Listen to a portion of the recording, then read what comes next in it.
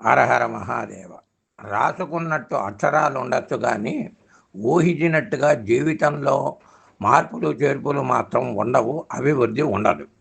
అయితే ఈ లోకంలో యోగానికి సమానమైనటువంటి పవిత్రమైనది మరొకటి లేదు.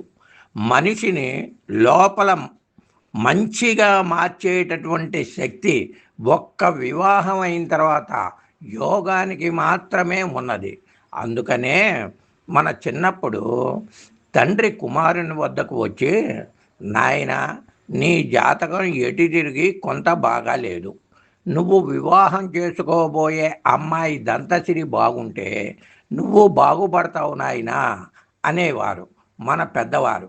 భార్య జాతకంలో కారులో తిరిగే యోగం కనుక ఉన్నట్టయితే భర్త కారు కొని కారులో తిప్పాల్సిందే. బిడ్డల జాతకంలో కర్మ చేసే యోగం ఉన్నా, భార్య జాతకంలో వైధవ్య యోగం ఉన్నా భర్త అనుభవించాల్సిందే, తప్పదు. అందుకనే వివాహానికి ముందర స్త్రీలకి సౌభాగ్య స్థానం కూడా చూస్తారు, కానీ దాని గురించి వివరించరు, దాని గురించి చెప్పరు, అడిగితే కానీ చెప్పరు. అయితే భార్యతోనే భవిష్యత్తు మొత్తం కూడా అభివృద్ధి ఉంది. ఎన్టీ రామారావు గారికి, బసవతారకం గారిని, నాగేశ్వరరావు గారికి, అక్కినే నాగేశ్వరరావు గారికి, అన్నపూర్ణ గారిని, కృష్ణ గారికి విజయ నిర్మల గారిని, చిరంజీవి గారికి సురేఖ గారిని, నాగార్జున గారికి అమల గారిని, మహేష్ బాబు గారికి వివాహం అయిన తర్వాత కూడా వీరందరికీ కూడా ఇంకా ఎంతోమందికి కూడా వివాహం అయిన తర్వాత మంచి అభివృద్ధిలోకి వచ్చినటువంటి వాళ్ళు ఎంతోమంది ఉన్నారు.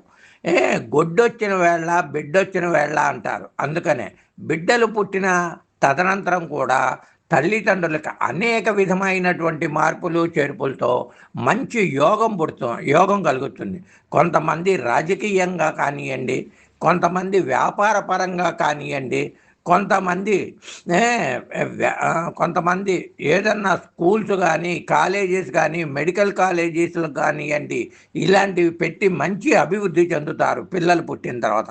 అదేవిధంగా భార్య జాతకంలో కూడా యోగం కనుక ఉన్నట్టయితే ఆ యోగం తప్పకుండా భర్తకి వర్తిస్తుంది, భర్త మంచి అభివృద్ధిలోకి వస్తారు. అందుకనే వివాహానికి ముందర జాతకం చూసుకోమని చెప్పి మన పెద్దవాళ్ళు చెప్తారు.